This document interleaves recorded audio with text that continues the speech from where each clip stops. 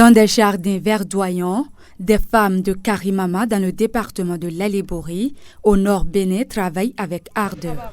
Certaines munies de houes et de râteaux des herbes, tandis que d'autres récoltent du moringa. Ces activités qui allient tradition et innovation leur permettent non seulement d'améliorer leur alimentation, mais aussi de générer des revenus grâce à la vente de leurs produits. Nous préparons des tisanes à partir des feuilles de moringa que nous consommons et offrons en cadeau à ceux qui en ont besoin pour soulager certaines maladies. En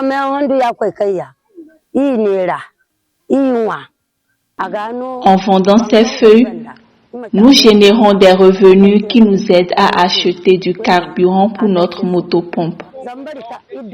Avec l'approche du mois de Ramadan, nous prévoyons de réaliser d'importants bénéfices grâce aux feuilles de moringa.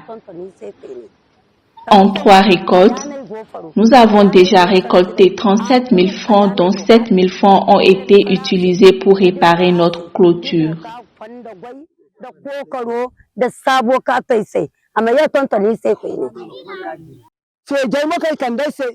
Nous avons reçu des chèvres et des moutons qui se multiplient rapidement. Le soutien du projet nous comble de joie.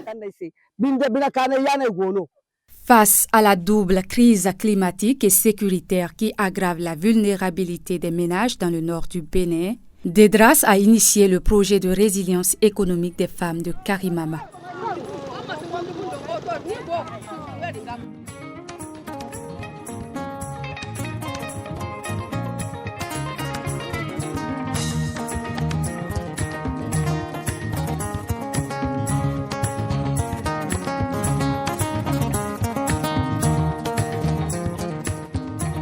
Ce projet, lancé en mars 2024 avec l'appui financier de CEL France, a pour objectif de renforcer l'état nutritionnel des femmes et des enfants tout en les incitant à développer des initiatives économiques durables. Le projet de résilience économique des femmes de Karimama intervient dans 10 localités de Karimama. Et pour chaque localité, nous avions 16 cibles par localité qu'on a constitué en coopérative de maraîchers. Aussi, l'ensemble de ces coopératives fait 159 cibles directes que nous appuyons au niveau de ces activités maraîchères et de plantation de moringa. Nous avons opté pour la plantation de moringa parce que c'est une plante très prisée dans la commune de Karimama et aussi de côté de l'alimentation et de la santé, ça a beaucoup de vertus. Après cela, nous avons 3 unités de transformation de la farine enrichie et chaque coopérative a 45 cibles directes et qui sont formées sur les normes de qualité et de marketing au niveau de ces produits. Le projet, qui prend fin en février 2025, a été salué par les autorités locales. Le représentant de la mairie de Karimama a exprimé sa fierté face à l'impact transformateur du projet qui a sorti de nombreuses femmes de la précarité.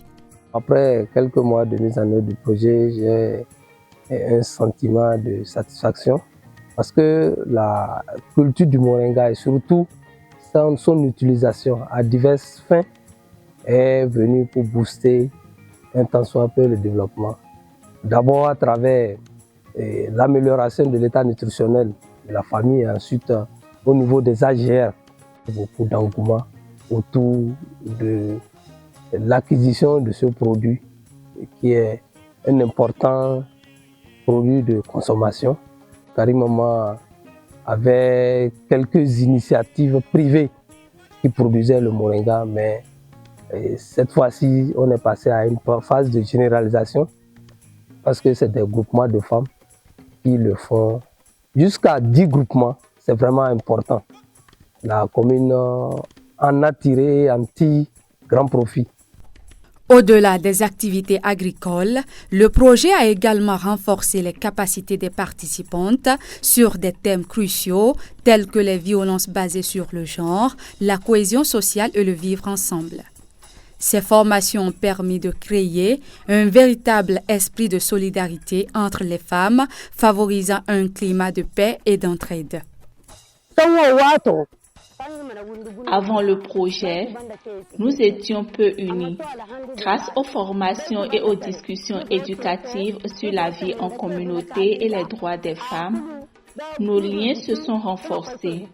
Nous exprimons notre profonde gratitude à Dedras ONG et à son partenaire Cell France qui nous aide à devenir progressivement autonomes et à vivre en paix.